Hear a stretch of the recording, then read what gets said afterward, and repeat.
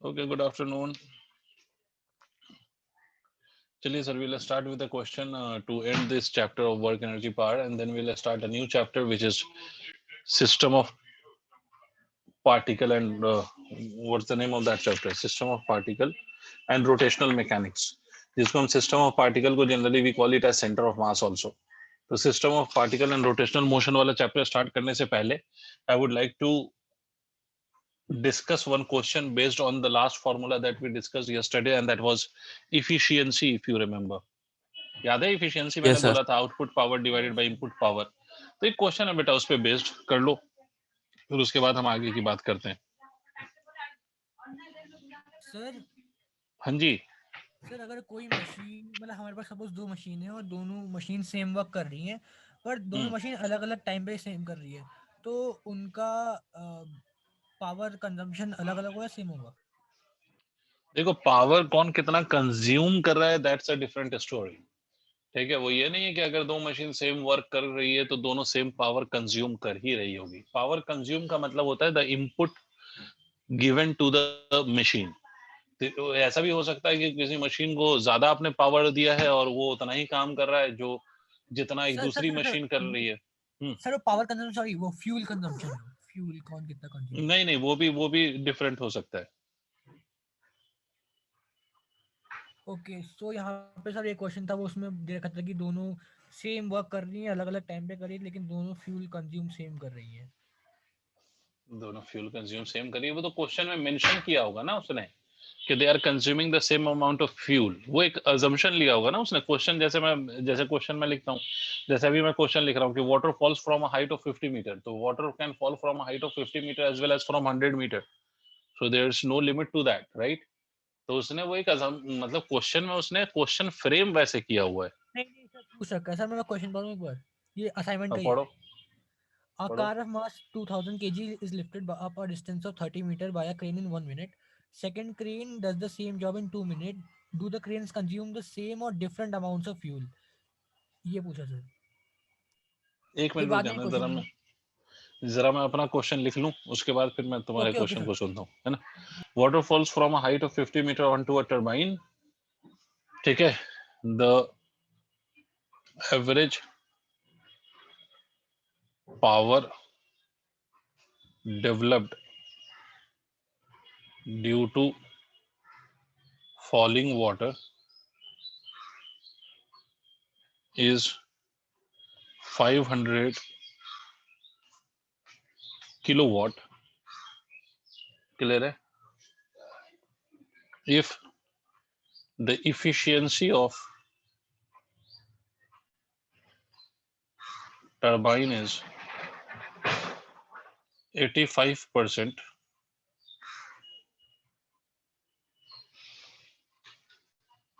find the mass of water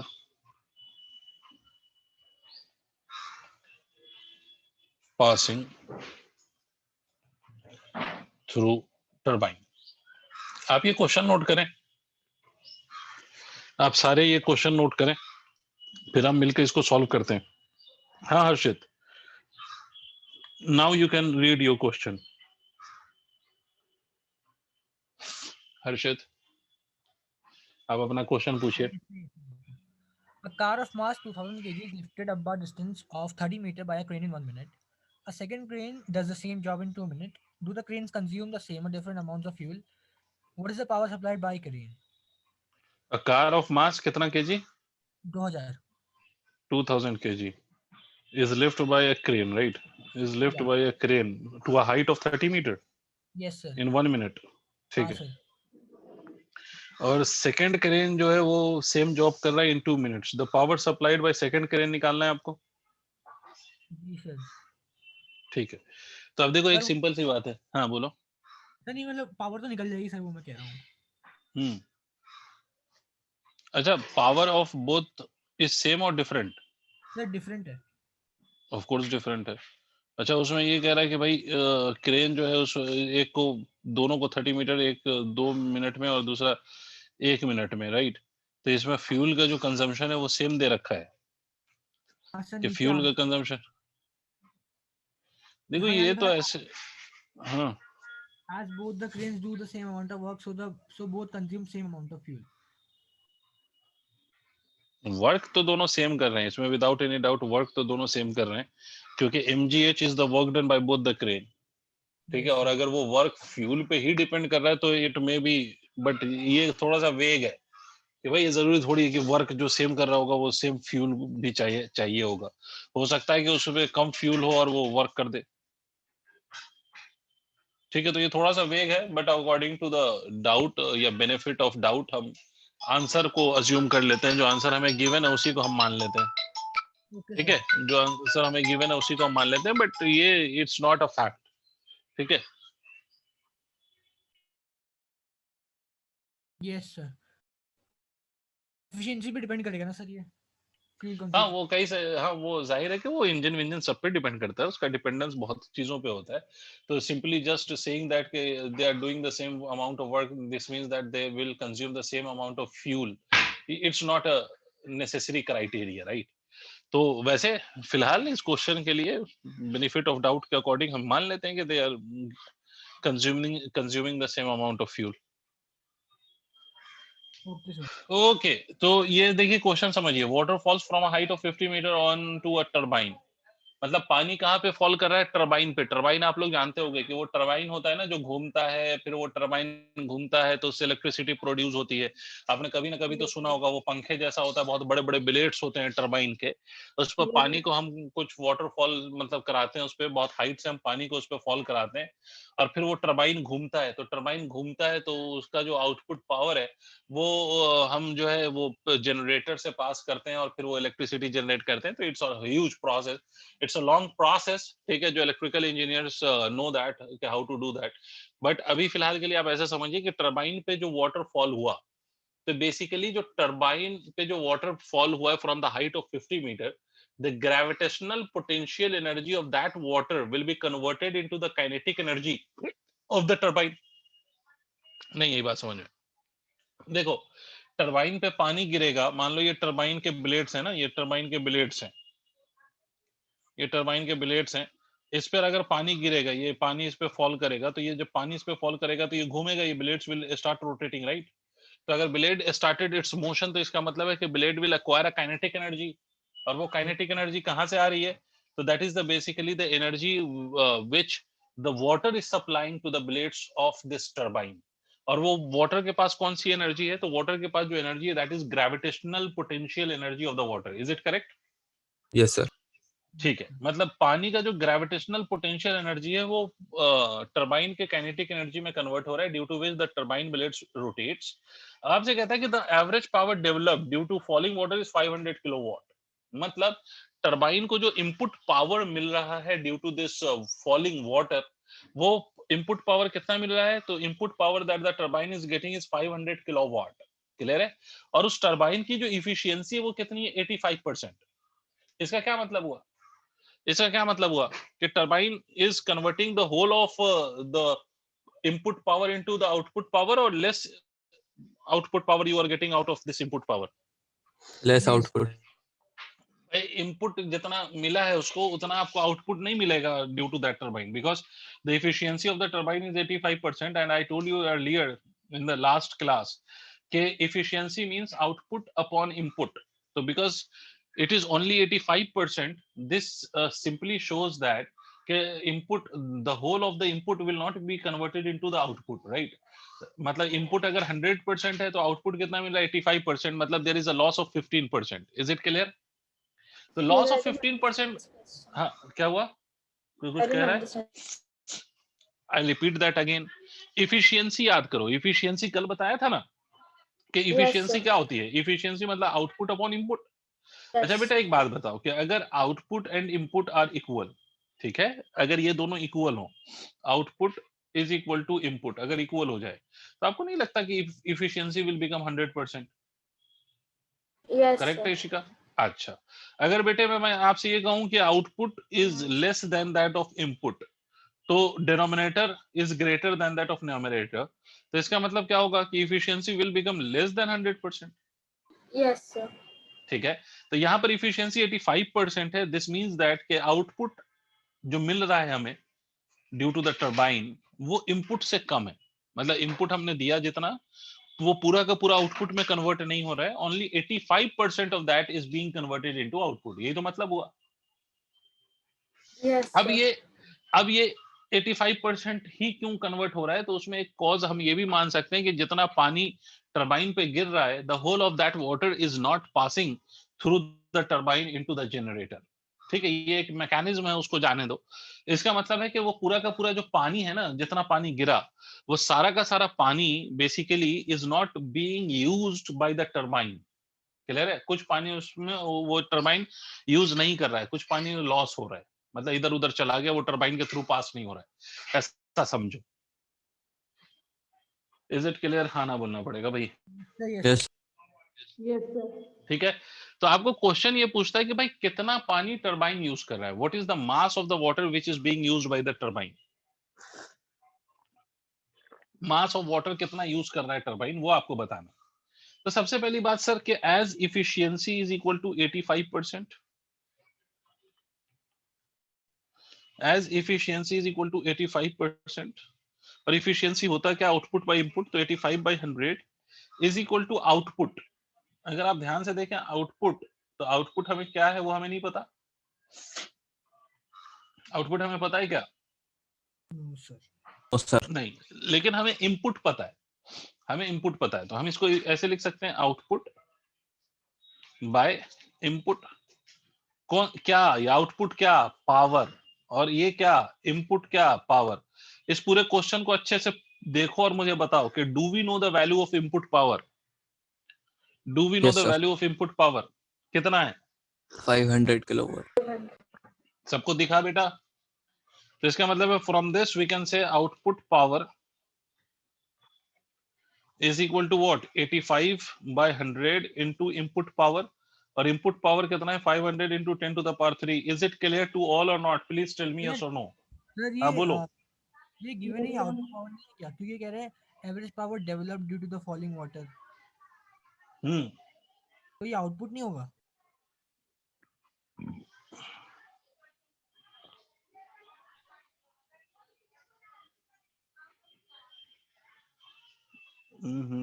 ये average power developed लिखा है मैंने, average Yes. Power given input नहीं लिखा, sorry.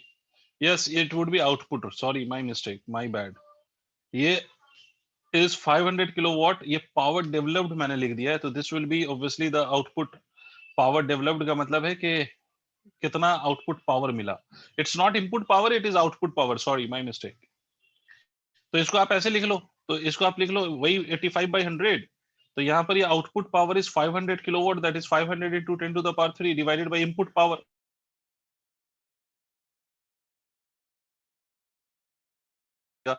Input power will be nothing but 500 into 10 to the power 3 multiplied by 100 divided by 85। ये clear है अब बेटे So बच्चों that मेरे? is ये output power given.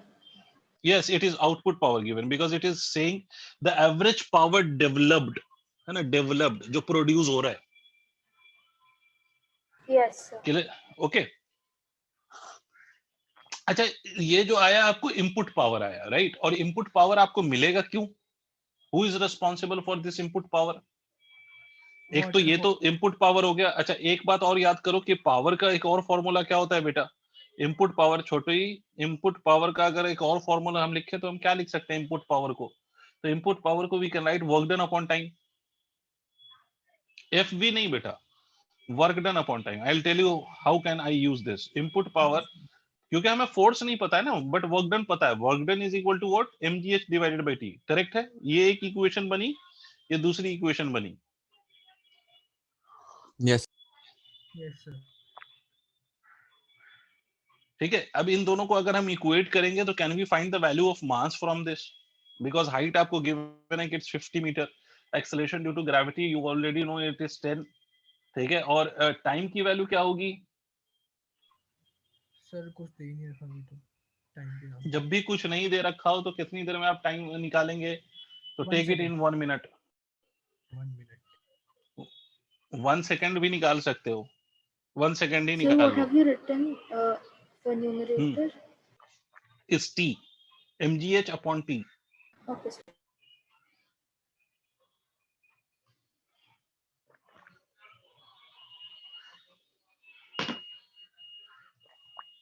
लिख लिया mgh/t, वे t को हम 1 सेकेंड ले लेंगे। कितना ले लेंगे बेटा? t we will take it as 1 second.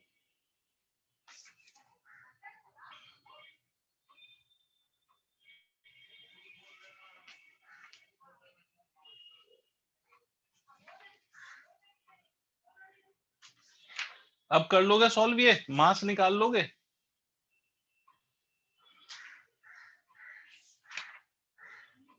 Sir बोलना पड़ेगा सर, कैलकुलेशन थोड़ी गंदी सी होगी इसलिए मैं कर नहीं रहा हूँ। Okay, you will be able to solve this and to get the final result of mass. अब कर सकते हो, तो इसलिए मैं इस पर ज्यादा टाइम पास नहीं कर रहा हूँ।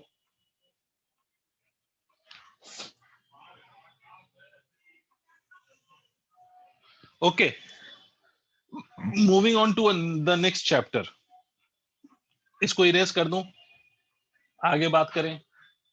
Yes sir. अब मेरी बात सुनिए, moving on to the next chapter. नाम लिखिए आप चैप्टर का, आपके जो बुक में है वही नाम लिखिए, system of particles and rotational motion. ये चैप्टर का पूरा नाम है, system of particles and rotational motion. System of particles and rotational motion. पहली बात तो मेरी बहुत ध्यान से सुनेंगे आप लोग, ताहिरा। अच्छा, एक दिन ताहिरा होती है और तारीख गायब होता है, एक दिन तारीख होता है ताहिरा गायब होती है। खैर, अब मेरी बात बहुत ध्यान से सुनिए सारे बच्चे। System of particle and rotational motion. बेटा ये जो पूरी मैकेनिक्स है ना, ये जो पूरे क्लास 11th की फिजिक्स है, जो फर्स्ट वॉल्यूम, जो आपके फिजिक्स का फर्स्ट वॉल्यूम है, जो आप मुझसे बेहतर जानते हो कि फर्स्ट वॉल्यूम ऑफ फिजिक्स क्या है, ठीक है? तो पहला जो बुक होता है ना, पहली बुक जो गिवन होती है, 2 पार्ट में होता है ना फिजिक्स की बुक आपकी क्लास 11th की, इसी तरह से केमिस्ट्री भी 2 पार्ट में होता है ना? यस मैं आपसे ये कह सकता हूं कि ये पूरे 11th की फिजिक्स का मोस्ट टिपिकल चैप्टर है ये। अब कहोगे सर ये पहले ही तुम डरा रहे हो।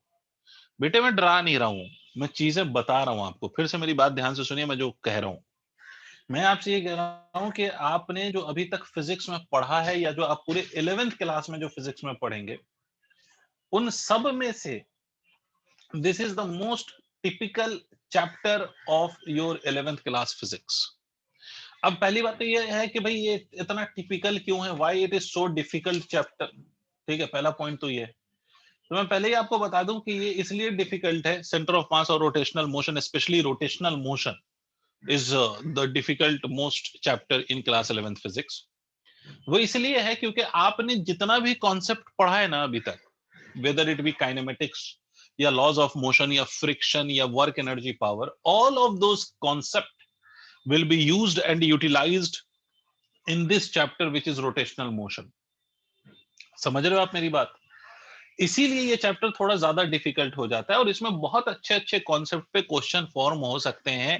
और एंट्रेंस लेवल पे अगर हम चले जाएं तो रोटेशनल मोशन से बहुत अच्छे अच्छे क्वेश्चन पूछे जाते हैं। ऑल्दो आपको क्लास 11th में इतना ज्यादा तो वो टॉर्चर नहीं करेंगे, but still it is the most difficult and most interesting chapter of the class 11th physics. In fact, मैं 11th 12th में मिला लूं तो मुझे ये one of the most interesting chapter नजर आता है। समझ रहे हैं आप? इसीलिए बेटा please don't try to miss any class, ठीक है? जब तक ये चैप्टर चला है। वैसे तो आप किसी भी क्लास को मिस ही ना करो, बट इसमें तो बिल्कुल ही मिस मत करना, क्योंकि अगर एक क्लास मिस हुई तो अगली क्लास आपके लिए फिर बिल्कुल अजूबी सी लगेगी, बिल्कुल एलियन टाइप की क्लास लगेगी आपको। क्लियर है? तो इस बात को जरा ध्यान देना, है ना? और जहां जहां चीजें नहीं समझ में आएंगी वहां वहां बिल्कुल आप पूछेंगे, और आप हर चीजों को 10 बार पूछेंगे जब तक आप नहीं समझे, because this chapter will take time. और थोड़ा सा ये डिफिकल्ट भी है, इंटरेस्टिंग भी है, तो थोड़ा टाइम भी लगता है, और थोड़ा बच्चे को डिफिकल्टी भी आती है समझने में। तो प्लीज आप हेजिटेट ना करें। आपको जहां जो चीज नहीं समझ में आएगी, you have all the rights to ask, ठीक है? And clear your doubt and confusion. Clear? तो सिस्टम ऑफ पार्टिकल, यहां से हमारी कहानी शुरू होती है। तो सिस्टम ऑफ पार्टिकल में जो सबसे पहली चीज जो हम डिफाइन करने जा रहे हैं, that is centre of mass, ठीक है? सेंटर ऑफ मास क्या होता है? You may be having some notion about the centre of mass, but उसी को हम थोड़ा और elaborate करेंगे, थोड़ा और चीजों को हम समझेंगे कि सेंटर ऑफ मास क्या होता है, क्या नहीं होता है, and why is it necessary to define something called as centre of mass. Clear है? तो मेरी बात बहुत ध्यान से सुनिएगा। इससे पहले कि चलो पहले मैं सेंटर ऑफ मास को डिफाइन करता हूँ, उसके बाद फिर उसका इंपॉर्टेंस डिफाइन करूंगा कि why it is important to define the centre of mass. ठीक है, तो पहली बात तो समझते हैं सेंटर ऑफ मास क्या है। अब देखिए बेटा, सेंटर ऑफ मास पे जाने से पहले एक चीज और समझ लीजिए कि हम जिस सिस्टम की बात करेंगे to find the centre of mass, वो दो तरह के अरेंजमेंट्स हो सकते हैं हमारे। एक को हम कहेंगे डिस्क्रीट सिस्टम, एक डिस्क्रीट सिस्टम मतलब बॉडीज का इस तरह से अरेंजमेंट कि हम उसको डिस्क्रीट का नाम देंगे, और दूसरा सिस्टम होगा continuous. I will explain you the meaning of both, don't worry. Discrete का मतलब है कि जहां पर इंडिविजुअल बॉडी की अपनी कुछ आइडेंटिटी है, या आप ये कह सकते हो कि हम हर बॉडी को इंडिविजुअल मान सकते हैं, या हम बॉडी को इंडिविजुअली अज्यूम कर सकते हैं, या ट्रीट कर सकते हैं, या उनकी इंडिपेंडेंट आइडेंटिटी है। तो ऐसे केस को हम डिस्क्रीट कहते हैं। पता नहीं क्या बोले, जैसे अर्थात मान लो मैं आपसे ये कहूं ये दीज आर द पार्टिकल्स, ठीक है, तो क्या मैं इनको हर को एक एक इंडिविजुअल पार्टिकल की तरह ट्रीट कर सकता हूं या नहीं? Yes, of sir. Course I can Yes, treat sir. Them as individual particles, right? तो ऐसा अरेंजमेंट ऑफ बॉडीज या पार्टिकल्स जिसमें हम बॉडी या पार्टिकल को इंडिविजुअल अज्यूम कर सकते हैं या उनकी इंडिविजुअल आइडेंटिटी हो, such will be the case of discrete system. इसको हम डिस्क्रीट सिस्टम कहते हैं। अब दूसरा सिस्टम क्या है? कॉन्टिन्यूअस। कॉन्टिन्यूअस सिस्टम वो सिस्टम है जहां पर you can not have the individual identity of the particle or the body. Such a system will be called as continuous system. जैसे फॉर एग्जांपल अगर मैं कोई रॉड ले लूं, rod, if I take a rod, तो rod में तो बहुत सारे पार्टिकल्स होंगे and you can not treat them individually, you can not treat them independent particles, you can not treat them as independent particles. ठीक है, तो इसलिए रॉड को हम कैसा सिस्टम मानेंगे? कॉन्टिन्यूअस। या इसी तरह के और भी बहुत सारे सिस्टम हो सकते हैं, जैसे रिंग, ठीक है, ring it is also continuous system. जैसे disc, it is also continuous system, है ना? कॉन्टिन्यूअस सिस्टम वो सिस्टम है जिसमें हम पार्टिकल्स के इंडिविजुअल आइडेंटिटी को अज्यूम नहीं कर सकते, तो that would be called as continuous system. और जहां पर हम इंडिविजुअल एग्जिस्टेंस या आइडेंटिटी अज्यूम कर सकते हैं, that would be called as discrete system. तो आई होप कुछ आइडिया बन गया होगा डिस्क्रीट और कॉन्टिन्यूअस का क्या मतलब है। डिस्क्रीट का मतलब जहां पर इंडिविजुअली आप हर पार्टिकल को इंडिविजुअल पार्टिकल की तरह ट्रीट कर सके, that would be called as discrete. और जहां पर आप ट्रीट नहीं कर सकते हैं, that would be called as continuous. Clear है भाई? Sir, Yes, can sir. you please explain continuous again? Continuous का मतलब यह है कि जहां पर आप इंडिविजुअल पार्टिकल को आप एज एन इंडिविजुअल आइडेंटिटी या इंडिविजुअल एंटिटी के तौर पे यूज नहीं कर सकते, मतलब उनका इंडिपेंडेंट आइडेंटिटी नहीं है। फॉर एग्जांपल रॉड में तो बहुत सारे पार्टिकल्स होंगे। अगर मान लो कि मैं एक रॉड कंसीडर करता हूँ, इमेजिन करो अगर मैंने कोई एक रॉड ले ली, मेटालिक रॉड ले लिया मैंने, तो metallic rod is made up of obviously particles of that metal, right? मान लो कि आयरन की एक रॉड ले ली, तो आयरन के पार्टिकल से ये रॉड बना हुआ होगा, बट उन पार्टिकल्स को आप इंडिविजुअली अलग अलग करके तो नहीं ऑब्जर्व कर सकते हो ना। सोचो यहाँ पर कितने पार्टिकल्स होंगे, million and billions of particle would be there, right? Yes, तो आप sir. हर पार्टिकल को इंडिविजुअली ट्रीट कर सकते हो क्या? You can not, No, because sir. You don't know the position of different particles. तो इसलिए आप उसको इंडिविजुअली ट्रीट नहीं कर सकते हो। इसका मतलब है कि independent existence of these particles is not possible. तो in such cases the system will be considered as continuous system. Is it clear now? Yes, sir. तो ये तो सिंपल, ये दिमाग में रखना है कि सर दो तरह के अरेंजमेंट्स होंगे। एक तो वो अरेंजमेंट जिसमें we can have the individual identity, और दूसरा अरेंजमेंट जिसमें we don't have individual identity for the particles. तो ये दो तरह के सिस्टम होंगे, ठीक है? और उन दोनों पे हम सेंटर ऑफ मास कैलकुलेट या फाइंड करना सीखेंगे वन बाय वन। ठीक है, पहले हम डिस्क्रीट सिस्टम पे बात करेंगे, फिर हम कॉन्टिन्यूअस सिस्टम पे बात करेंगे। One by one we will understand that. But first of all we need to define what is centre of mass. ठीक है, तो इसका सबसे पहले बेसिक डेफिनेशन समझो, जो बिल्कुल आपको याद रह जाए वो समझो। सेंटर ऑफ मास किसी भी सिस्टम में, whether that system be discrete system और पार्टिकल सिस्टम या कोई भी body, centre of mass basically वो पॉइंट है किसी भी सिस्टम का जहां पर अगर हम पूरे सिस्टम का मास अज्यूम कर लें तो हम पूरे सिस्टम को उस सिंगल पॉइंट से रिप्लेस कर सकते हैं। नहीं ये बात समझ नहीं है, मतलब सेंटर ऑफ मास, इसको अगर अच्छे से सोचो तो नाम के हिसाब से समझ में आएगा। सेंटर ऑफ मास मतलब मास का सेंटर, इसका मतलब किसी भी सिस्टम का वो पॉइंट जहां पर हम पूरे मास को अज्यूम कर सकते हैं, मतलब सिस्टम का पूरा मास हम उस पॉइंट पे अज्यूम कर सकते हैं, that is basically called as centre of mass. नहीं आई बात समझ? अब उसके पीछे तरीका है कि आप कैसे अज्यूम करेंगे या कैसे सेंटर ऑफ मास निकलता है, वो तो एक अलग बात है। बट सेंटर ऑफ मास किसी भी सिस्टम का वो पॉइंट है जहां पर हम पूरे बॉडी का मास अज्यूम कर सकते हैं, या पूरे बॉडी पूरे, यस एक्सक्यूज बोलिए। सर फॉर एग्जाम्पल अगर कोई बॉडी है वो 10 kg उसका मास है और उसका एक सेंट्रल पॉइंट या कोई भी पॉइंट हमने लिया वहां पे भी मास 10 kg है तो नहीं मेरी बात सुनिए, अभी अभी अभी अभी फॉर एग्जांपल पे आ रहा हूँ, एक मिनट रुकिए, ठीक है? Okay. पहले तो आप इस बात को समझिए, फॉरगेट अबाउट द एग्जांपल्स, वो तो मैं खुद ही दूंगा, so don't worry about it.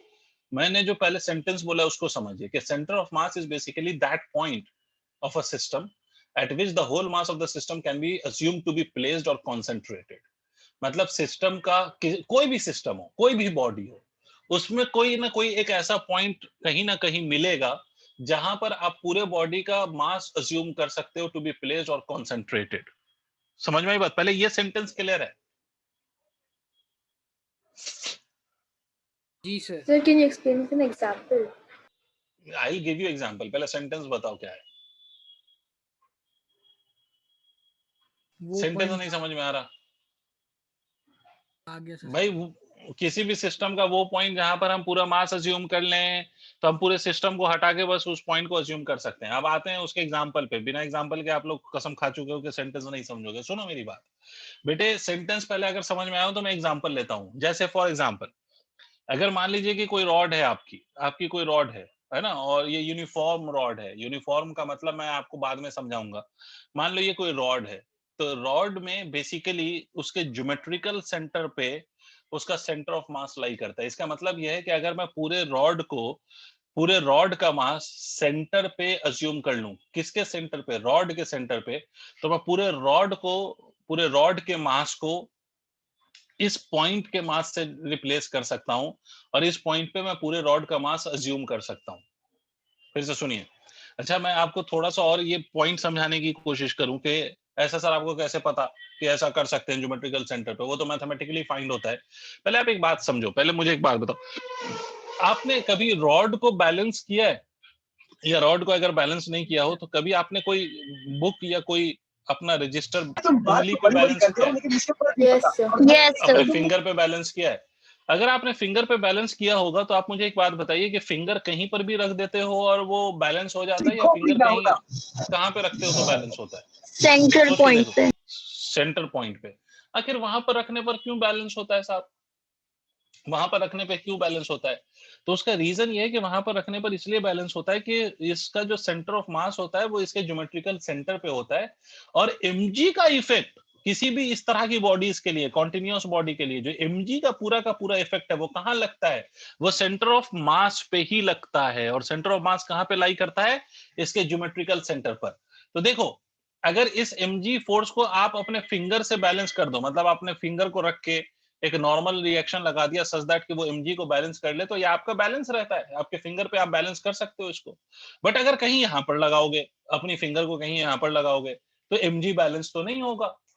नहीं ये बात समझे? mg सर का टॉर्क बैलेंस नहीं होगा, मतलब वो घूम जाएगा, ऐसे घूम जाएगा। नहीं आ रहा पॉइंट नहीं क्लियर हो रहा? यस इसका सर मतलब है कि हर बॉडी या हर सिस्टम में एक ऐसा पॉइंट आपको मिल सकता है जहां पर पूरे बॉडी का मास हम अज्यूम कर सकते हैं टू बी प्लेस्ड और कॉन्सेंट्रेटेड, और आपका जो इफेक्ट ऑफ ग्रेविटी है वो उसी पॉइंट पे लगता है, और उस पॉइंट को हम सेंटर ऑफ मास भी कहते हैं और सेंटर ऑफ ग्रेविटी भी कहते हैं। अब मुझे बताइए कि क्या कुछ हजम हो पा रहा है? यस सर यस सर अब मेरी बात सुनिए, मैंने आपसे ये बोला कि बार बार मैं सेंटेंस में एक पॉइंट रिपीट कर रहा हूं जो आप शायद सुन रहे होगे, कि किसी भी बॉडी का, किसी भी सिस्टम के अंदर हम एक ऐसा पॉइंट ऑब्जर्व कर सकते हैं जहां पर पूरे सिस्टम का मास can be assumed to be placed or concentrated, पूरे सिस्टम का मास can be assumed to be placed or concentrated, मगर मैंने ऐसा नहीं बोला कि वो पॉइंट सेंटर पे ही होगा, ये वर्ड मैंने यूज नहीं किया है। मैंने कहा है कि किसी भी सिस्टम पे एक ऐसा पॉइंट हमें मिल सकता है जहां पर हम उसके पूरे मास को अज्यूम कर सकते हैं, मतलब उस पूरे सिस्टम को हम उस पॉइंट से रिप्लेस कर सकते हैं, तो पूरा मास वहां पे हमें मिल जाएगा। लेकिन वो centre of mass geometrical centre पर ही होगा ये बिल्कुल जरूरी नहीं है। पता नहीं क्या बोल रहा है ये, पागल हो गया आज। सर आगे बात समझ में। भाई centre of mass geometrical centre पे ही होगा, मतलब जहां पर ज्योमेट्री वाला सेंटर है बॉडी का, वहीं पर सेंटर ऑफ मास भी होगा, ये बिल्कुल जरूरी, बोलो नहीं इशिका, है। बिल्कुल जरूरी नहीं है। मतलब geometrical centre is not necessarily be the centre of mass always.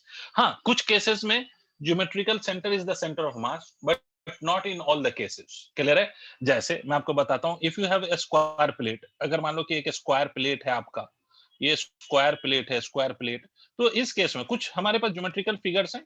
Square plate है तो उसका ज्योमेट्रिकल सेंटर पे सेंटर ऑफ मास होगा।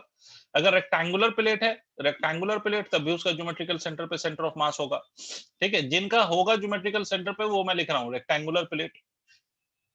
फिर मैं डेफिनेशन लिखाऊंगा। अगर मान लो ट्रायंगुलर प्लेट है and this is equilateral triangle, तो इसका सेंटर ऑफ मास इसके सेंट्रॉइड पे होगा। Centroid will be the point of centre of मास। अगर कोई रॉड है तो रॉड का सेंटर ऑफ मास भी उसके ज्योमेट्रिकल सेंटर पे होता है।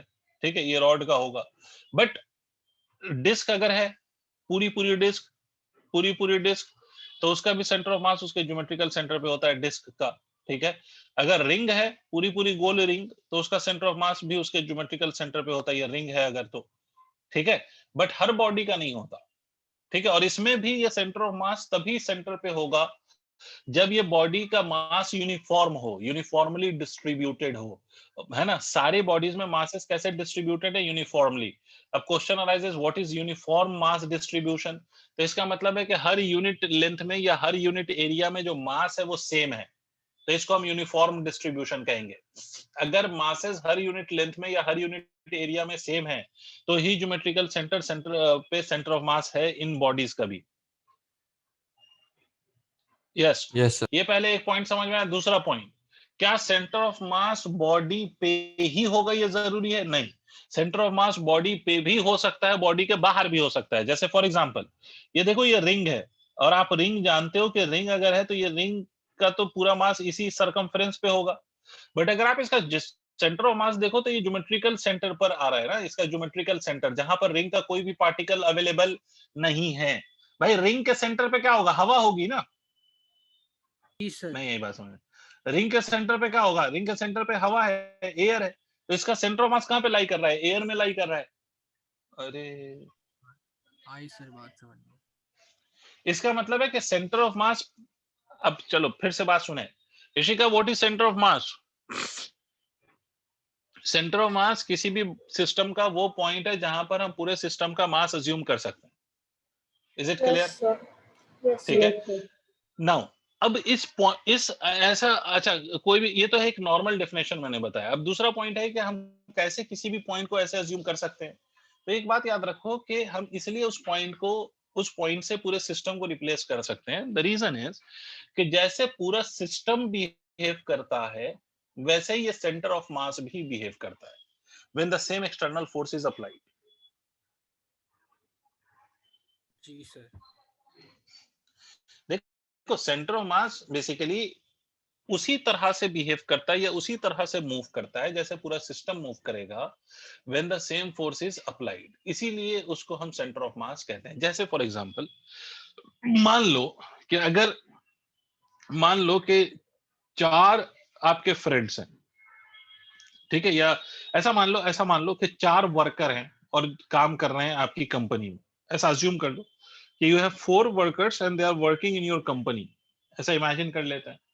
अब अगर मान लो कि मैंने ये चारों वर्कर को आई replace them by a single worker, अगर मान लो कि मैंने इस चारों वर्कर को, ये जो 4 वर्कर्स हैं आपके पास, उनको मैंने एक सिंगल वर्कर से रिप्लेस कर दिया। कैसे रिप्लेस कर दिया? सिंगल वर्कर से। तो कब रिप्लेस करूंगा मैं 4 वर्कर्स को बाय सिंगल वर्कर? वो तो तभी रिप्लेस कर सकता हूँ मैं, 4 वर्कर्स को मैं एक वर्कर से तभी रिप्लेस कर सकता हूँ जब चारों वर्कर के बराबर एक वर्कर ही काम कर दे। नहीं आया हाँ सर। भाई, 4 वर्कर के बराबर अगर एक वर्कर काम करेगा तो 4 वर्कर को मैं एक वर्कर से रिप्लेस कर सकता हूँ या नहीं कर सकता हूँ? Yes, sir. Yes. Yes, sir. Similarly centre of मास किसी भी सिस्टम का वो पॉइंट है, पहली बात जहां पर हम पूरा मास अज्यूम कर सकते हैं टू बी प्लेस्ड, और दूसरी बात कि it behaves in the same way as the whole system will behave. Behave का मतलब है कि it moves in the same way as the whole system will move when applied, when exerted the same force on the system, ठीक है, when acted upon the same force। ये बात सबको समझ में आई है? Yes, sir. मतलब जैसा Yes. फोर्स आप पूरे सिस्टम पे लगा रहे हो, अगर वैसा ही फोर्स आप सेंटर ऑफ मास पे भी लगाओगे तो जैसे पूरा सिस्टम मूव करेगा वैसे ही सेंटर ऑफ मास भी मूव करेगा। क्लियर है? तो अब मैं डेफिनेशन लिखवा रहा हूं, डेफिनेशन लिखिए।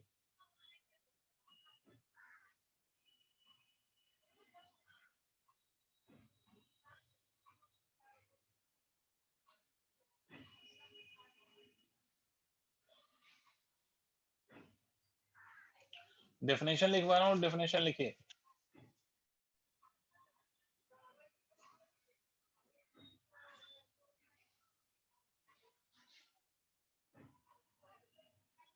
बोलूं डेफिनेशन बताऊं? Yes, sir. सुनिए, डेफिनेशन सुनिए, लिखिए। The centre of mass of a system of particle, the centre of mass of system of particle, the center of mass of system of particle is that single point. The center of mass of system of particle is that single point. The center of mass of system of particle is that single point. The center of mass of the system of particle is that single point. The center of mass, Tahira शुरू से ही repeat कर रहा हूं, the center of mass of a system of particle, लिख ही देता हूं यार, the Sir, COM मतलब system of center of mass, particle का मतलब discrete system. it can be any system, discrete or continuous, दोनों में ही particle होते हैं, but the point is कि discrete में you can have individual particles या individual या independent behavior of the particles, but continuous में independently आप particles को treat नहीं कर सकते। But चाहे डिस्क्रीट हो या कॉन्टिन्यूअस होगा तो पार्टिकल ही ना उसके अंदर जो बॉडी को फॉर्म करेगा। तो the centre of mass of the system of particle, system of particle, ये दोनों के लिए है बेटा, ये मत समझना कि डिस्क्रीट या कॉन्टिन्यूअस, दोनों ही पार्टिकल का ही अरेंजमेंट है। Is that single point,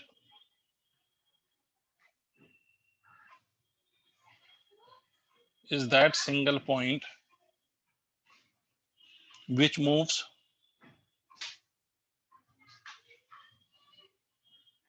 in the same way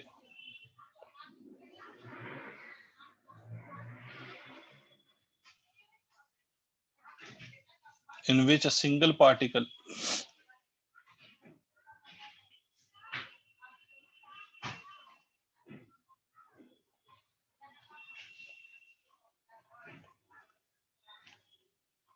having total mass of the system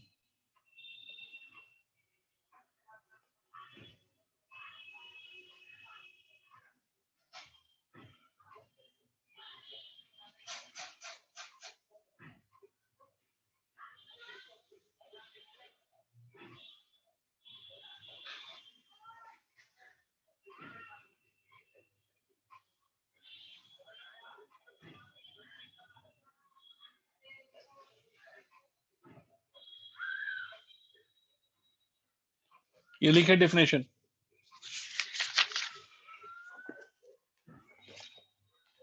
और अगर इतने लंबी चौड़ी डेफिनेशन याद ना हो तो सिंपल सी बात याद रखिएगा कि सेंटर ऑफ मास किसी भी सिस्टम का वो पॉइंट है जहां पर पूरा mass of the system can be assumed to be placed और कंसंट्रेटेड। अगर ये इतनी लंबी कहानी याद ना हो तो सिंपल सी बात तो ये याद रखा करिए कि COM, that is center of mass, is that point of a system, is that point of the system of particles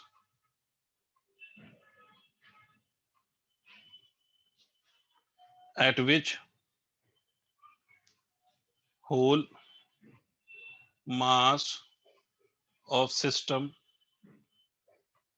can be assumed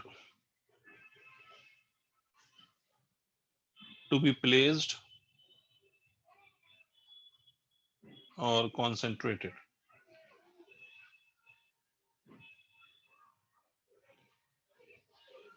sir ये एक हाइपोथेटिकल कॉन्सेप्ट है. नहीं, it's a real concept. Really centre of मास नाम की चीज exist करती है. It's not hypothetical.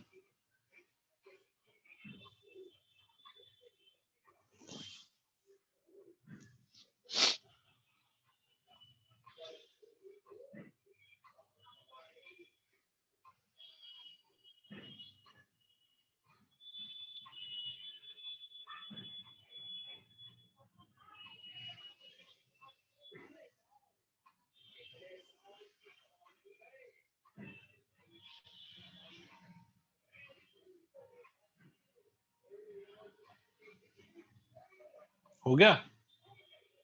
Yes, sir. भाई सबने नोट कर लिए ये दोनों डेफिनेशन? अच्छा, इसी में एक छोटी सी डेफिनेशन और जान लो कि अगर इसी में कहा जाए सेंटर ऑफ ग्रेविटी, तो आप क्या कहोगे कि एक्चुअली में सेंटर ऑफ ग्रेविटी वो पॉइंट है किसी भी सिस्टम का जहां पर net effect of gravity act करता है. इसका मतलब है कि generally centre of mass he centre of gravity होती है. सर फिर से मेरी बात सुनिए कि किसी भी कॉन्टिन्यूअस सिस्टम या डिस्क्रीट सिस्टम में, मतलब अगर एक सिंगल पार्टिकल हो, अगर एक सिंगल पार्टिकल है तो आपको मालूम है कि इस पे जो mg का इफेक्ट है वो उसी पे लगता है. जैसे हम ब्लॉक को एक पार्टिकल की तरह ट्रीट करते थे तो हम mg का इफेक्ट ऐसे दिखाते थे. बट अगर मान लो कि कोई बॉडी है आपके पास, जैसे रॉड है, रिंग है, या एक से ज्यादा पार्टिकल है, तो उस केस में याद रखो ग्रेविटी का इफेक्ट कहां पे लगता है, mg का इफेक्ट कहां पर लगेगा किसी भी सिस्टम ऑफ पार्टिकल में. मतलब ऐसा सिस्टम जिसमें there is more than one particle, तो उस सिस्टम में इफेक्ट ऑफ ग्रेविटी कहां पे लगेगा, तो basically it will act at centre of mass. Is it clear? Centre of gravity वो पॉइंट है किसी भी सिस्टम में जहां पर इफेक्ट ऑफ ग्रेविटी एक्ट्स. नहीं आ रही बात समझ में? भाई ये centre of mass he centre of gravity कहलाता है. Centre of gravity is that point of a system, at which net effect of gravity acts.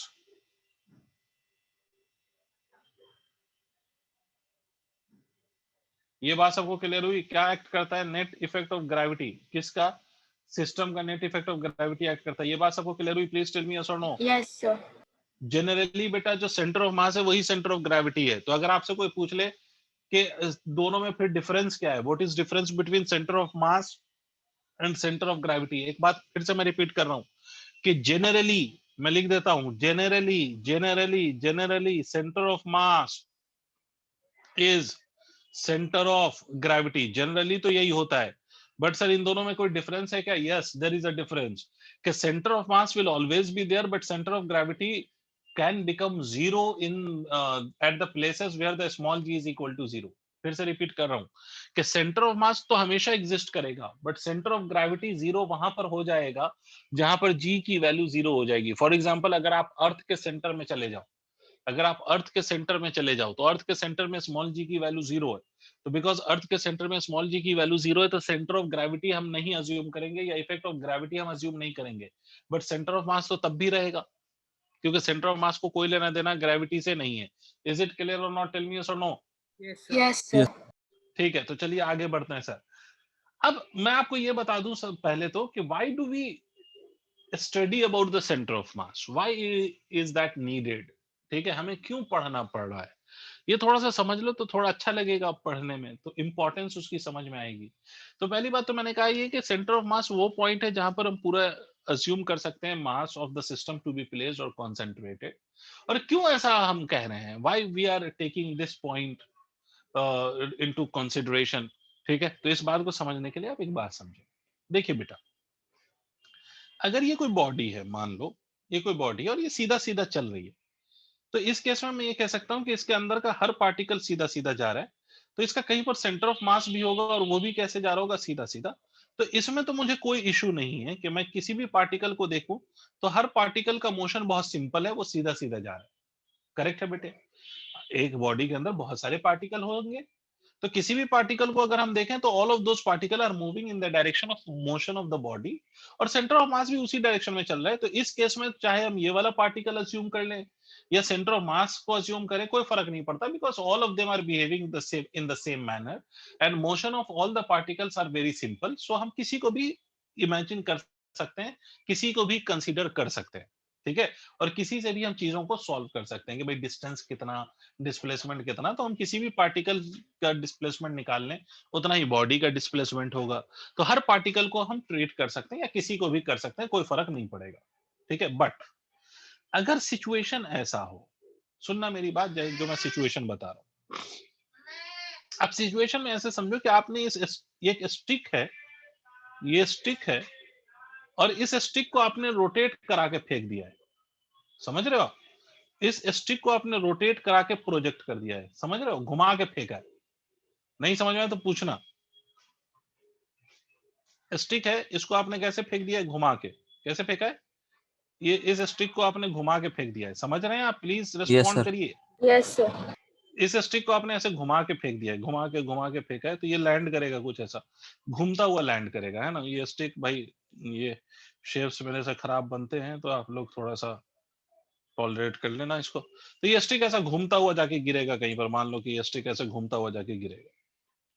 अगर मैं इस स्टिक के किसी भी इंस्टेंट पे किसी भी पॉइंट को कंसीडर करूं, सोच के देखो इस बात को ना, मैं थोड़ा सा वीडियो ऑन करके दिखाता हूं आपको कि ये क्या मैं बताना चाह रहा हूं। इस पॉइंट के लिए आप ऐसे समझिए कि वीडियो ऑन, स्पॉटलाइट कहाँ गो,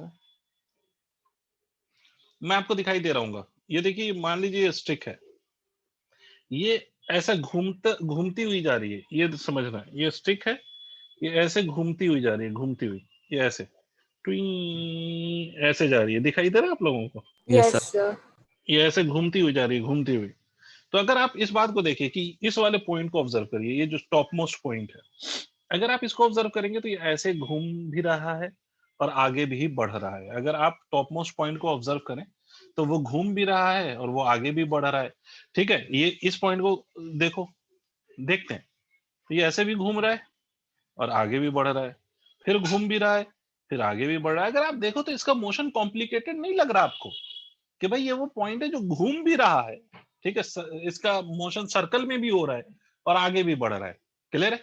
आप कोई सा भी पॉइंट देखो इस बॉडी में, वो घूम भी रहा होगा और वो आगे भी बढ़ रहा होगा, वो घूम भी रहा होगा, वो आगे भी बढ़ रहा होगा। बात समझ में आ रही है? प्लीज टेल मी यस और नो। yes, बट अगर आप इसका सेंटर ऑफ मास देखेंगे ना, सेंटर ऑफ मास, तो सेंटर ऑफ मास ही केवल ऐसा पॉइंट होगा, it will be the only point in the whole of the system या in the whole of the body which will take a very simple path. ये path कैसा लेगा?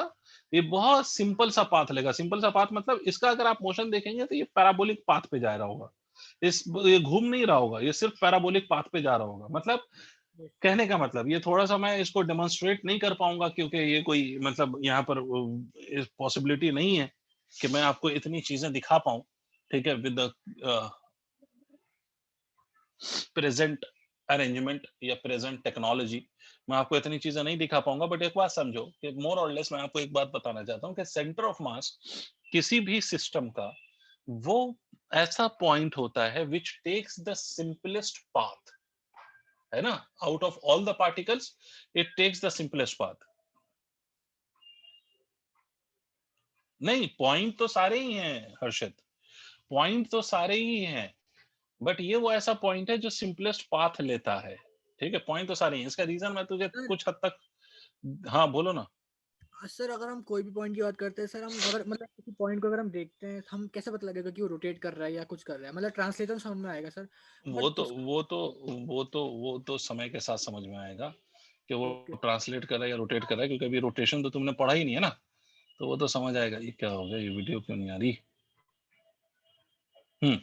देखो, जैसे मैं तुमसे ये कहूं कि ये दिख रहा है आपको, ये समझो सेंटर ऑफ मास है, ठीक है। अगर ये ऐसे घूमता हुआ जाएगा ना, ऐसे घूमता हुआ, ये ऐसे घूमता हुआ जा रहा है, तो इस पॉइंट को सिर्फ ऑब्जर्व करने की कोशिश करो, बीच वाले पॉइंट को।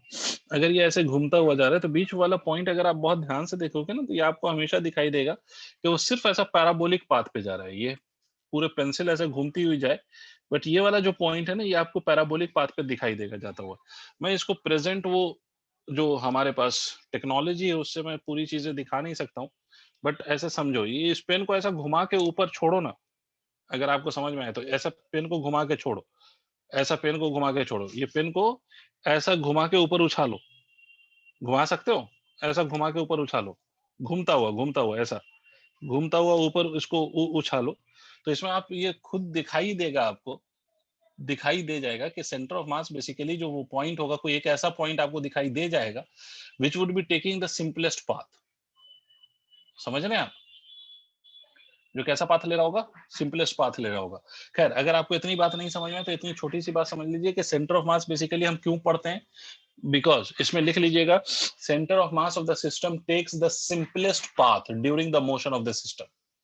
ये बस आप इसको नोट कर लीजिए। कभी कभी थोड़ी से अच्छा वीडियो बने या कुछ बने, या मैं नेक्स्ट क्लास में मैं कोशिश करूंगा कि आपको कोई वीडियो में दिखा सकूं जिससे आपको ये चीजें एक्सप्लेन हो। तो फिलहाल आप ये सिर्फ लिख लीजिए कि centre of mass of the system takes the simplest path, centre of mass of the system takes the simplest path during the motion of the system. Center of mass of the system takes the simplest path during the motion of the system.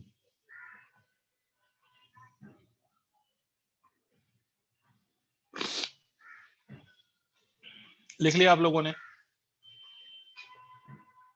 Sir जो आपने सबसे पहली slide लिखाई थी वहाँ आपने system को divide किया था डिस्क्रीट या कंटिन्यूअस में, या फिर मासेस को? सिस्टम को। It was not masses. System लिखा हुआ ना ऊपर, सबसे पहले मैंने लिखा था सिस्टम और फिर उसके बाद मैंने लिखा था डिस्क्रीट एंड कंटिन्यूअस। जी सर, वो मैं क्या मेरे पास है। ठीक है, ये लिख लिया आप लोगों ने कि centre of mass takes the simplest path during the motion of the system. ये लिख लिया आप लोगों ने? Yes.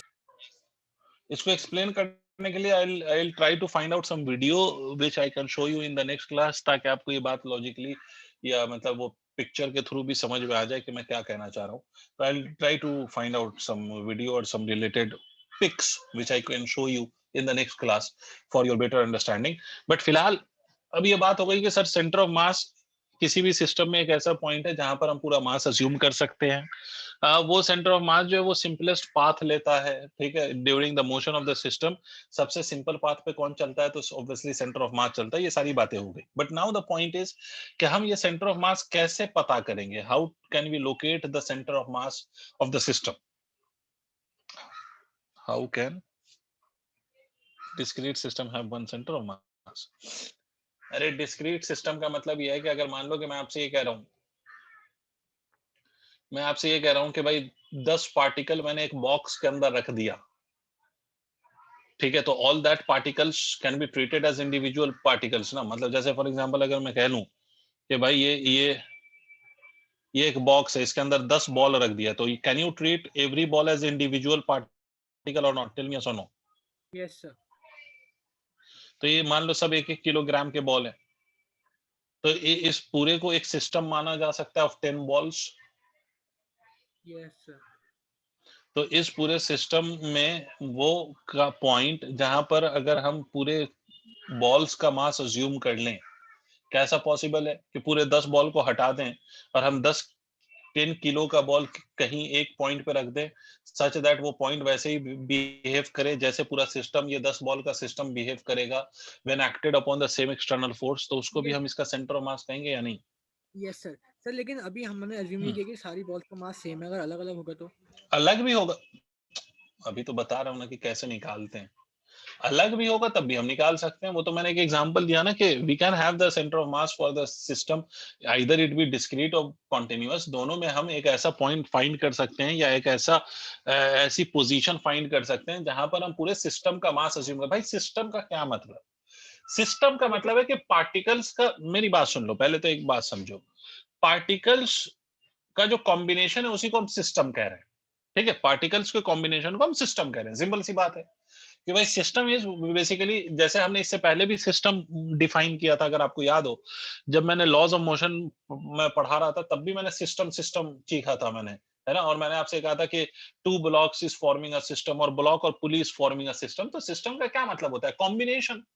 कॉम्बिनेशन ऑफ पार्टिकल्स और combination of bodies is basically considered as system in the case of physics, right. अब basically बात समझो, अब ये पार्टिकल को जो कंबाइन करेंगे हम, उसके दो तरीके हैं। एक तो ऐसे आप कंबाइन करें सच दैट कि उसमें पार्टिकल्स का इंडिविजुअल आइडेंटिटी हो और हम पार्टिकल्स को इंडिविजुअली आइडेंटिफाई कर सके। एक तो इस तरह से हो सकती है बात, या फिर ये हो सकता है कि पार्टिकल्स को हम इस तरह से कंबाइन करें कि हमें इंडिविजुअल पार्टिकल की आइडेंटिटी या एग्जिस्टेंस का पता ही नहीं चल रहा हो। समझ रहे हो? जैसे अगर हम रॉड को देखें, भाई आपको मालूम है ना, केमिस्ट्री में भी आपने पढ़ा है कि everything is made up of small atoms.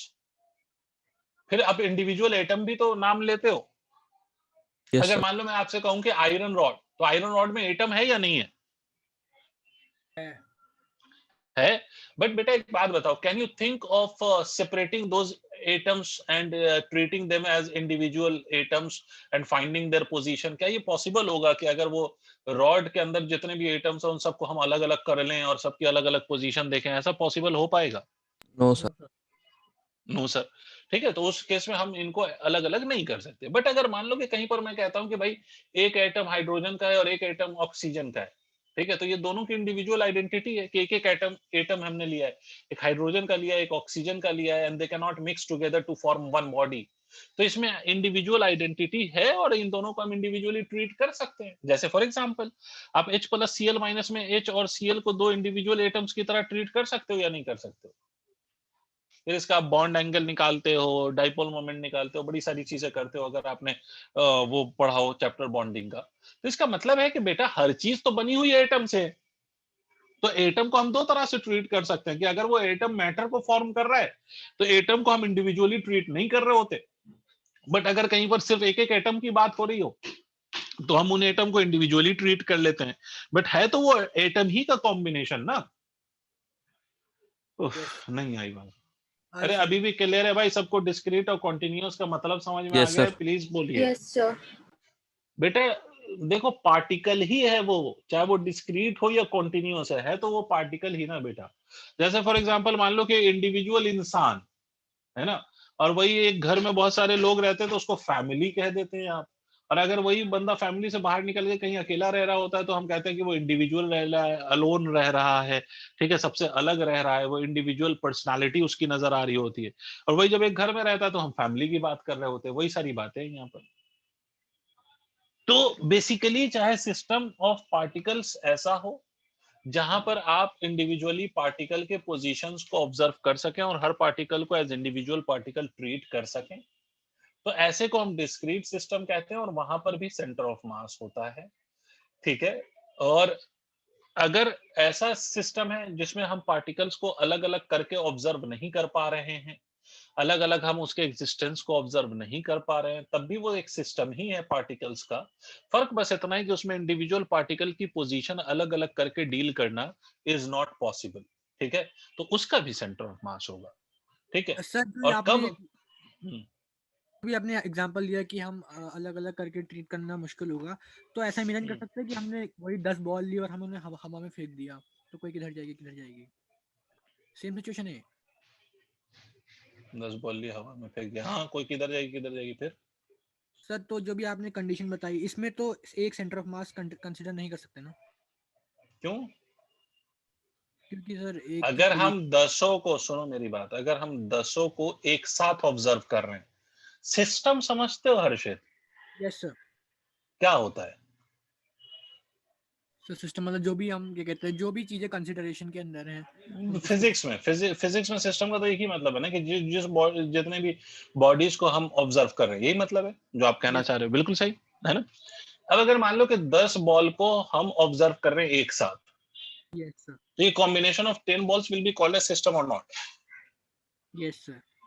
और इन 10 को अगर हम एक साथ ऑब्जर्व कर रहे हैं तो इन 10 के लिए इंडिविजुअल अलग अलग सबका सेंटर ऑफ मास नहीं सोच रहे होंगे, हम इस सिस्टम के सेंटर ऑफ मास को कंसीडर कर रहे होंगे। मानते हैं? तभी तो 10 को एक साथ आप ऑब्जर्व करने का फिर क्या मतलब है? जी सर समझ रहे हैं आप? लेकिन अगर मान लीजिए कि आप instead of taking 10 balls you only take 1 ball, तो फिर आप एक ही की बात कर रहे हैं और वही आपका सिस्टम है, तो फिर उसी का सेंटर ऑफ मास होगा। नहीं समझे सर समझ गया। भाई? System can have one particle और more than one particle. If it is having one particle तो हम उसका सेंटर ऑफ मास डिफाइन कर रहे होंगे, because the system is of one particle. अगर उसी में 100 पार्टिकल है तो 100 particle is comprising that system, तो हम 100 पार्टिकल्स का इफेक्टिवली जो सेंटर ऑफ मास होगा उसको हम सिस्टम का सेंटर ऑफ मास कह रहे होंगे उस 100 पार्टिकल्स के। इसीलिए वर्ड जो मैं बार बार यूज कर रहा हूं, मैं इंडिविजुअल पार्टिकल का सेंटर ऑफ मास ऐसा वर्ड नहीं यूज कर रहा हूं, मैं वर्ड यूज कर रहा हूं सिस्टम का centre of mass. That system can have a single particle और 2 particles, 3 particles or million of particles. Is it now understood? Yes sir sir. Sir इसका मतलब हम मतलब अगर हम सपोज हमने 2 बॉल की बात कर रहे हैं, जी तब तक का दोनों बॉल को हम एक साथ देख पा रहे हैं, तब तक का वो सिस्टम है। और एज सुन एज उनके हाँ, और सेपरेशन मैटर नहीं करता, मतलब 100 मीटर हो 10 metre. whatever be the separation doesn't matter. If you are considering them as one system on which you are making your observations, so it will be considered as one system only. As soon as वो हमारी out of site चली जाएगी, मतलब एक बार में एक ही देखेंगे। हाँ, मतलब अब मैं एक ही को ऑब्जर्व कर रहा हूँ, I am only Yes, concern समझ about the behaviour of one body, तो फिर मेरे लिए सिस्टम वो वन बॉडी हो गया। जैसे फॉर एग्जांपल, अगर आप एक बीकर में 2 गैसेस को रिएक्ट करा रहे हो या 2 चीज को रिएक्ट करा रहे हो, तो ऐसा तो नहीं है कि मतलब 2 ही एलिमेंट पूरे वर्ल्ड में एग्जिस्ट करते हैं। जैसे हाइड्रोजन और ऑक्सीजन को आप रिएक्ट करा रहे हो, तो ऐसा थोड़ी है कि सिर्फ 2 ही एलिमेंट है, हाइड्रोजन और oxygen, there is no other element. But आप रिएक्ट किसको करा रहे हो? हाइड्रोजन और ऑक्सीजन को। तो आपके ऑब्जर्वेशन का चूहा कौन है? वो हाइड्रोजन और ऑक्सीजन है। तो सिस्टम क्या है आपका? हाइड्रोजन और ऑक्सीजन। उसके बाहर की जो भी दुनिया है वो आपके लिए, उसके लिए आपका कोई मतलब नहीं बनता, उस पर आप ऑब्जर्वेशन नहीं कर रहे हो, तो वो आपके लिए सराउंडिंग है। समझ गया सर। ठीक है, तो खैर, तो भाई बाकी बच्चे आप ध्यान दे भाई, हम सेंटर ऑफ मास निकालने की कोशिश करेंगे। आप फॉर्मूला समझेंगे। अच्छी बात यह है कि इस फॉर्मूले के डेरिवेशन से आपको कोई लेना देना नहीं है, neither the derivation is given in your syllabus. Simply आपको रिजल्ट याद रखना है, you just have to remember the result. क्या याद रखना है आप लोगों को? रिजल्ट याद रखना है। क्या याद रखना है? रिजल्ट सेंटर ऑफ मास का। देखिए मेरी बात समझिएगा बहुत ध्यान से, जहां नहीं समझ में आया मुझसे पूछिएगा। वैसे कोई रॉकेट साइंस बात नहीं है, ये बहुत आसान सी बात है, बहुत सिंपल सी बात है, बिल्कुल समझ में आना चाहिए और आएगा। देखिए मान लीजिए कि मैं ये जो भी मैं कर रहा हूँ डिस्क्रीट के लिए कर रहा हूँ, कॉन्टिन्यूअस बॉडी के लिए नहीं कर रहा हूँ, मतलब रॉड रिंग इस तरह की बॉडी के लिए नहीं। इस तरह का अरेंजमेंट जिसमें हम इंडिविजुअली पार्टिकल को देख सकते हैं, उसकी पोजीशन को ऑब्जर्व कर सकते हैं, उसकी बात कर रहा हूँ। ये मान लीजिए एक्स कोऑर्डिनेट है, ये वाई कोऑर्डिनेट है, ये जेड कोऑर्डिनेट है। जिसको नहीं समझ में आया वो पूछे भाई, 10-20 बार पूछे मगर समझे। मान लो ये कोई पार्टिकल है, ये m1 है, ये कोई पार्टिकल m2 है। तो बच्चों, मेरे मेरे प्यारे बेटे, मेरे प्यारे लाल, मुझे एक बात बताओ, ये जो पार्टिकल्स आपको नजर आ रहे हैं बेटे, क्या मैं ये कह सकता हूँ कि इसका कुछ कोऑर्डिनेट होगा? मान लो x1 y1 z1, इसका भी कुछ कोऑर्डिनेट होगा x2 y2 z2? बेटा हाँ ना बोलना पड़ेगा। Yes sir. मतलब अगर आप ऐसा इमेजिन करिए ना कि ये स्पेस में रखे हुए पार्टिकल्स है, तो इसके कुछ ना कुछ तो पोजीशन होगी ना। एक्स एक्सिस के अलोंग भी कुछ डिस्टेंस होगा, वाई के अलोंग भी होगा, जेड के अलोंग भी होगा। ठीक है, इसी तरह से fourth particle x4 y4 z4। Is it clear? Please tell me yes और no, are you convinced with this? Yes sir. ये डिफरेंट पार्टिकल्स हैं जो स्पेस में अलग अलग पोजीशंस पे रखे हुए हैं और उसके x coordinate, y coordinate, z coordinate इस तरह से हमने कंसीडर किया।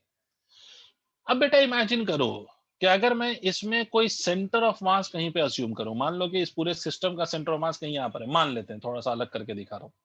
ये सेंटर ऑफ मास मतलब ये वो पॉइंट है जहां पर हम इस पूरे सिस्टम का मास अस्यूम कर ले तो पूरे सिस्टम को हम इस सिंगल पॉइंट से रिप्लेस कर सकते हैं। मतलब ये सेंटर ऑफ मास है। ये क्या है? सेंटर ऑफ मास। मान लो ये सेंटर ऑफ मास है। तो अगर ये सेंटर ऑफ मास है तो इसका भी एक्स कोऑर्डिनेट होगा, इसका भी वाई कोऑर्डिनेट होगा और इसका भी जेड कोऑर्डिनेट होगा। मानते हो भाई? अगर यस सेंटर ऑफ मास आप Yes, कह रहे हो कि भाई पूरे को हम एक से रिप्लेस कर सकते हैं जिसको हम सेंटर ऑफ मास कहेंगे, तो उसके भी तो एक्स एक्सिस के अलोंग कुछ डिस्टेंस होगा, वाई के अलोंग होगा, जेड के अलोंग होगा।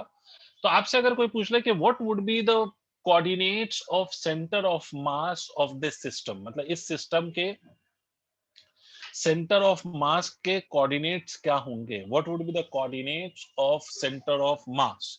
तो देखिए इसका सेंटर ऑफ मास निकालने का तरीका सुनिए। एक्स सेंटर ऑफ मास, और ये सब ये जो सब मैंने कोऑर्डिनेट माना है वो यहाँ के अबाउट माना है, जिसको मैं ओरिजिन कह रहा हूँ, ठीक है। क्योंकि जो कोऑर्डिनेट्स आप मानोगे वो किसी ना किसी पॉइंट के रिस्पेक्ट में ही तो कोऑर्डिनेट्स आप कंसीडर करोगे, जिसको आप x coordinate, y coordinate, z coordinate कहते हो। तो यहाँ पर ये ओरिजिन है और इस ओरिजिन के रिस्पेक्ट में ये कोऑर्डिनेट्स हैं। तो x centre of mass will be written as m1 x1 plus of m2 x2 and so on and so forth. ये फॉर्मूला होता है बेटा, सिंपली आपको फॉर्मूला याद रखना है, m1 plus of m2 and so on so forth. This formula will give you the coordinate of center of mass along x axis. या इसको दूसरे शब्दों में आप कह सकते हैं कि this will give you the x coordinate of center of mass. Is it clear? Tell me yes or no. Yes, sir. Similarly, So can y you please coordinate of explain it again? x coordinate of centre of मास, मतलब centre of मास जो होगा इस system का, उसकी position क्या होगी, उसका x दूरी कितना होगा, y डिस्टेंस कितना होगा और z डिस्टेंस कितना होगा, वो निकालने का फॉर्मूला है। So sir उसके लिए पूरे सिस्टम में सब का मास और पोजीशन ऐड करना है। हाँ, मतलब product of mass and the position of the particles का सम लेना है न्यूमरेटर है ना। हाँ, ये डिस्क्रीट है बेटा, ये डिस्क्रीट है, it is not continuous. Continuous का मतलब जब मैं आपको ऐसी बॉडीज कहने लग जाऊं जैसे रॉड, देखो डिस्क्रीट मतलब इंडिविजुअल पार्टिकल जिसका अपना डायमेंशन नेग्लेक्ट कर रहे हैं हम, उसकी हम बात कर रहे हैं अभी फिलहाल। तो कॉन्टिन्यूस में तो इंटीग्रेशन यूज होगा, जो आगे हम बात करेंगे, समझे बच्चों? Yes, sir. Yes, sir. y coordinate of centre of मास लिखेंगे तो m1 y1 m2 y2 and so on and so fourth divided by m1 plus of m2। Ishika, तुम्हें समझ में आया फॉर्मूला? बताओ। Yes sir. इसी तरह से बच्चे, अगर मैं z coordinate of centre of मास लिखूं इफ देयर इज एनी, तो क्या लिखूंगा? m1 z1 plus of m2 z2 and so on and so fourth, ठीक है, divided by what? Divided by total mass m1 plus m2 and so on. ये formula है। अगर आप देखो तो तीनों का फॉर्मूला एक ही जैसा तो है, सिंपली x रिप्लेस हो गया y से, y रिप्लेस हो गया z से, मतलब जो कोऑर्डिनेट निकालना है वो कोऑर्डिनेट वहां पर पुट कर देना है। तो ऊपर क्या लिखना है? जनरली ऊपर लिखना है मास इनटू इट्स पोजीशन का सम, और नीचे क्या लिखना है? टोटल मास का सम। पहले आप ये फॉर्मूला नोट करिए और इसी फॉर्मूले पे बेस्ड अभी हम चीजें सीखेंगे।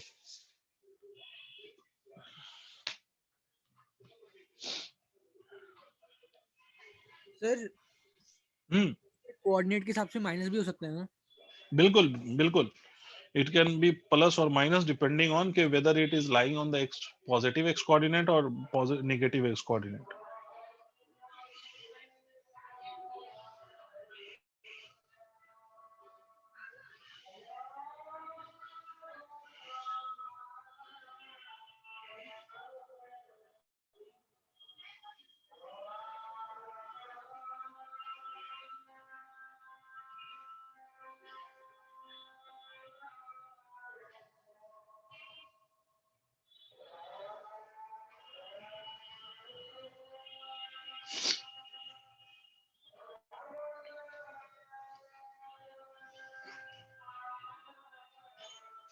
अल्हम्दुलिल्लाह, नोट कर लिया सर? Yes.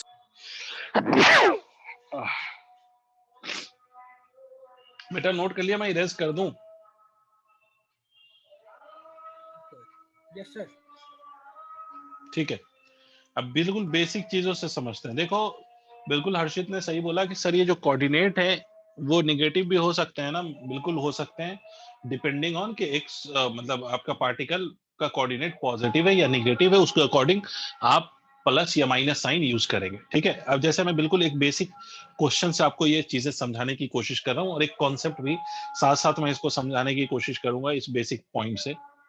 सुनिए, मान लीजिए मैं आपसे ये कहता हूँ कि आई हैव 2 पार्टिकल्स। बेटे कितने पार्टिकल्स हैं? 2 पार्टिकल। मान लो ये 4 किलो का पार्टिकल है और ये 2 किलो का पार्टिकल है, एंड मान लो कि they are separated by a distance of 10 metre. हमसे बोला गया कि find its centre of mass, find its centre of mass. ठीक है, तो एक बात मुझे बताओ कि इसमें कितने सेंटर ऑफ मास होंगे? एक्स, वाई, जेड तीनों होंगे या सिर्फ एक्स कोऑर्डिनेट होगा? X. सिर्फ x। सिर्फ एक्स होगा, बिकॉज ये है ना। इसका y कोऑर्डिनेट भी 0 है, z कोऑर्डिनेट भी 0 है, तो y और z के बारे में हमें सोचना ही नहीं है, सिर्फ x कोऑर्डिनेट होगा सेंटर ऑफ मास का, because these two particles are simply placed on the x axis. अब क्वेश्चन अराइजेस कि हम कैसे x कोऑर्डिनेट फाइंड करें सेंटर ऑफ मास का, how can we find the value of coordinate of centre of mass along x axis. तो बच्चों विभूति सबसे पहला स्टेप है कि हम एक ओरिजिन कंसीडर करेंगे। क्या कंसीडर करेंगे विभूति, बोलो? origin. ओरिजिन। वो कहीं पर भी हम कंसीडर कर सकते हैं, कहीं पर भी। And mind me when I am saying कहीं पर भी, मतलब कहीं पर भी, स्पेस में कहीं पर भी, ठीक है। और वो मैं आपको ये बात भी प्रूफ करूंगा कि आप कहीं पर भी अज्यूम कर ले, सेंटर ऑफ मास के पे कोई फर्क नहीं पड़ता। मगर फिर भी हम अभी यहाँ पर जो सर 4 पर ही भी, हाँ कहीं पर भी, और मैं 4 पे ही अज्यूम करूंगा अपना ओरिजिन। मान लो कि मैंने 4 किलोग्राम पे ओरिजिन अज्यूम कर लिया। अब कोई बच्चा कह सकता है सर आपने 4 पे क्यों अज्यूम करा, 2 पे क्यों नहीं करा? आपकी मर्जी है सर, आप 4 पे अज्यूम करें, 2 पे अज्यूम करें, सेंटर में कहीं पर अज्यूम कर लें सेंटर ऑफ मास ओरिजिन को, या आप कहीं पर बाहर अज्यूम कर लें, कहीं पर अज्यूम कर लें, आपकी मर्जी। तो अगर मान लो कि मैंने 4 केजी पे अज्यूम कर लिया सेंटर ऑफ मास, तो एक सेंटर ऑफ मास में क्या लिखूंगा? 4, that is the mass of this particle, multiplied by its coordinate. तो because we have assumed the origin exactly at 4 kg, तो इसका x coordinate 0 होगा या नहीं होगा बेटे, क्या बोलते हो? Yes. प्लस 2 multiplied by यहाँ से यहाँ का distance is 10 divided by what? total mass which is 6. तो आपको नहीं लगता कि एक center of mass is nothing but 2 into 10 is 20, 20 divided by 6 that is equal to 10 by 3 meter. Tell me yes or no. Yes, Yes. sir. और ये 10 by 3 कैसा आया है? पॉजिटिव आया है। अभी सुनना, अभी नोट नहीं करना, अभी सुनना है। 10 by 3 पॉजिटिव, इसका मतलब क्या है कि the centre of mass is lying on the right side of the origin, origin के राइट साइड पे, ठीक है, लाई कर रहा है। और कितने डिस्टेंस पे? तो at a distance of 10 by 3, at a distance of 10 by 3। अच्छा बेटा, अगर ये डिस्टेंस 10 by 3 है तो ये डिस्टेंस कितना होगा? This will be 10 minus of 10 by 3. जी sir. Agreed? That is equal to 20 by 3. This will be equal to 20 by 3. मुझे एक बात बताओ कि ये सेंटर ऑफ मास है, सेंटर ऑफ मास का distance from 2 kilogram and from 4 kilogram same है क्या? नहीं है सर। सेंटर ऑफ मास का डिस्टेंस 4 किलोग्राम से वो सेंटर ऑफ मास कितना डिस्टेंस पे है? 10 by 3। और 2 किलोग्राम से वो कितना डिस्टेंस पे है? 20 by 3। तो मुझे एक बात बताओ, किसके पास है सेंटर ऑफ मास? 4 किलो के ज्यादा पास है या 2 किलो के ज्यादा पास है? 4 किलो। 4 किलो। इसका मतलब पहला पॉइंट जो हमें यहां से समझ में आता है वो ये है कि centre of mass of the system, system का मतलब 2 पार्टिकल सिस्टम, ये ज्यादा आसान है कहना, तो इसलिए मैं कह रहा हूं centre of mass of 2 particle system कह लो चाहे, या ऑफ द सिस्टम कह लो। Centre of mass of the system lies near heavier mass. किसके पास लाई करता है? Near the body of heavier mass, ठीक है। ये पॉइंट क्लियर है? पहला पॉइंट सबको समझ में आ गया? अभी सुनना है। पहला पॉइंट सबको क्लियर है? हाँ ना बोलना पड़ेगा भाई। Yes. Yes, sir. अब मैंने ऐसे सॉल्व किया तो विभूति ने बोला कि मास्टर मैं तुम्हारी बात नहीं मानती, मैं I will take origin at 2 kilogram. मैंने कहा ले लो भाई, आपकी मर्जी। तो चलो, उसने ओरिजिन माना एट 2 किलोग्राम और फिर एक सेंटर ऑफ मास निकाला।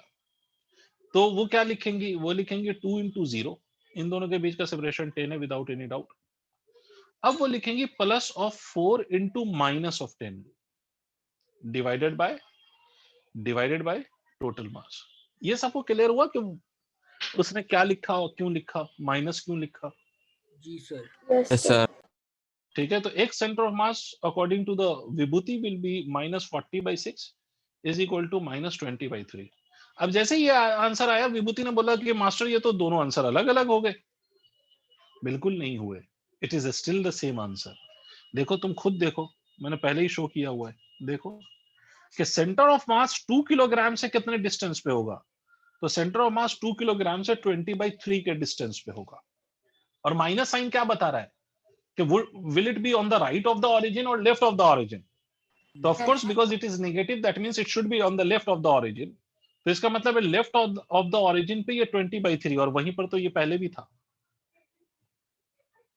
देखो 2 किलोग्राम से पहले भी तो सेंटर ऑफ मास वहीं पर दिख रहा है ना 20/3 पे, जी और अभी सर। भी वहीं पर दिख रहा है। तो आप ओरिजिन कहीं पर भी कंसीडर करें, take the origin at any point of your choice, the position of the centre of mass will not change. इसीलिए आप ओरिजिन कहीं पर भी अज्यूम कर सकते हो। क्लियर है? नोट कर लो इसको।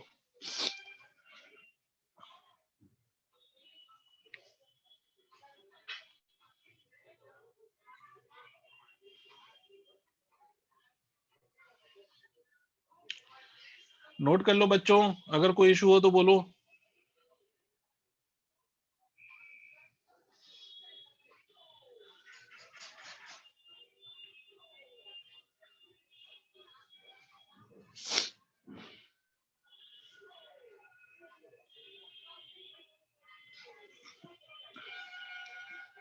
Done, sir. Everyone Yes, sir. Good.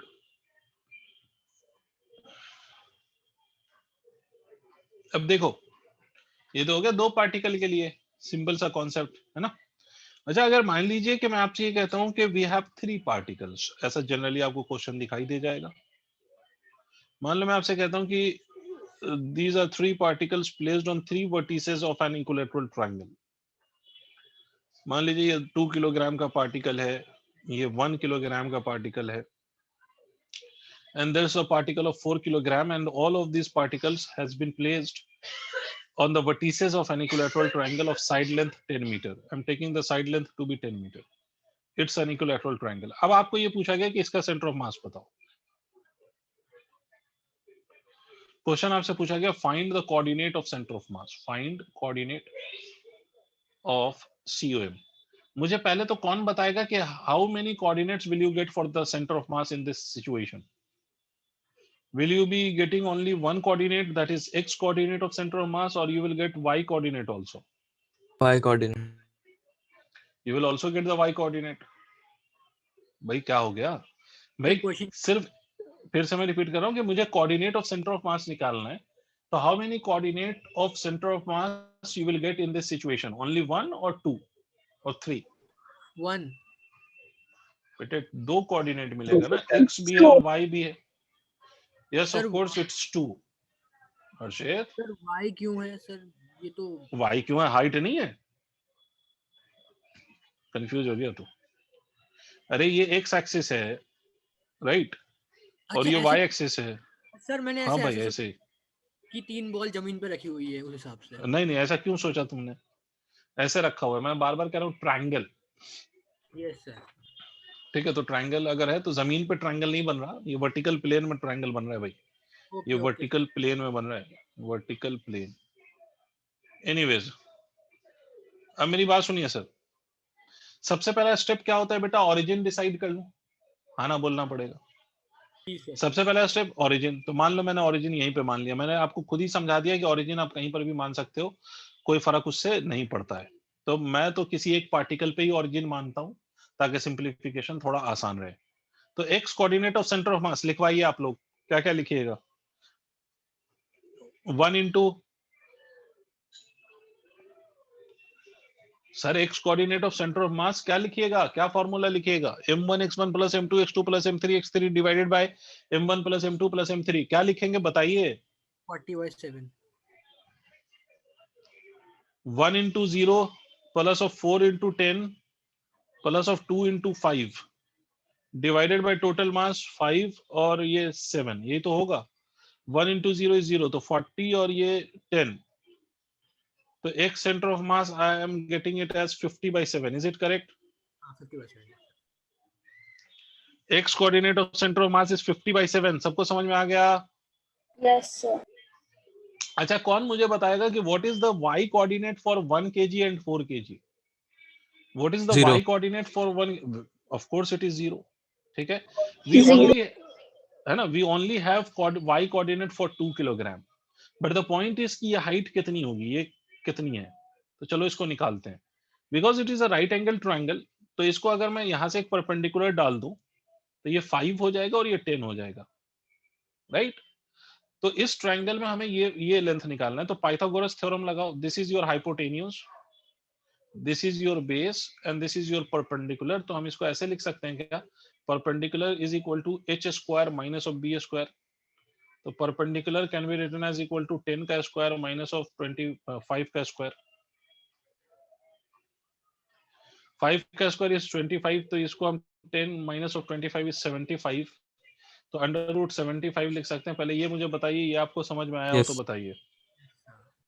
तो आप y coordinate of centre of मास अगर आप लिखेंगे तो 2 वाले का भी 0 है y कोऑर्डिनेट, 4 वाले का भी, सॉरी 2 वाले का कह रहा हूँ, 1 वाले का भी 0 है y कोऑर्डिनेट, 4 वाले का भी 0 है y कोऑर्डिनेट, और सिंपली 2 वाले का y कोऑर्डिनेट है, that is under root 75 divided by total mass. Mass तो सर सभी का लिखना है, चाहे वो उसका y कोऑर्डिनेट या कोई भी कोऑर्डिनेट 0 हो या नॉन 0, उससे फर्क नहीं पड़ता, मास तो सबका लिखा जाएगा। ठीक है, तो y coordinate of centre of mass will be equal to 2 root 75 by 7। भाई इज इट क्लियर और नॉट? Yes sir. Yes, सबकी sir. आवाज आनी चाहिए। तो इस तरह से हम सेंटर ऑफ मास निकालते हैं Yes, for the discrete system, हम इस तरह से सेंटर ऑफ मास निकालते हैं। ठीक है, this discussion will continue, this